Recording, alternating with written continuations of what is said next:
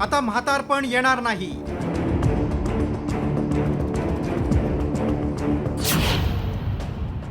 माणूस देणार मृत्यूला हुलकावणी.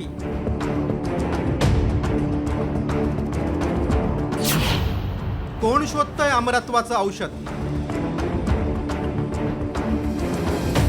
कल्पना करा, तुम्हाला म्हातारपण आलं नाही तर जे आजवर केवळ सायन्स फिक्शन चित्रपटात पाहायला मिळायचं ते आता प्रत्यक्षात घडण्याची शक्यता आहे. इतिहासात पहिल्यांदाच एका माणसाला असं औषध देण्यात आलंय जे त्याचं म्हातारपण रोखू शकतं. होय, तुम्ही अगदी बरोबर ऐकलंय. अमेरिकेतील शास्त्रज्ञांनी माणसाला अमरत्वाच्या दिशेने घेऊन जाण्यासाठी एक मोठं पाऊल टाकलंय.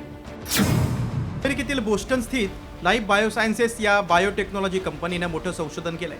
जगातील पहिल्या आंशिक सेल्युलर रिप्रोग्रामिंग क्लिनिकल ट्रायलमध्ये पहिल्या मानवी रुग्णाला औषधाचा डोस देण्यात आलाय.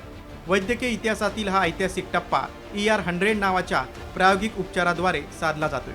ER100 उपचार पद्धतीत विशिष्ट सुधारित पुनर्रचना करणारे घटक डोळ्यांच्या पेशींमध्ये पोहोचण्यासाठी जनुकीय उपचारांचा वापर केला जातो.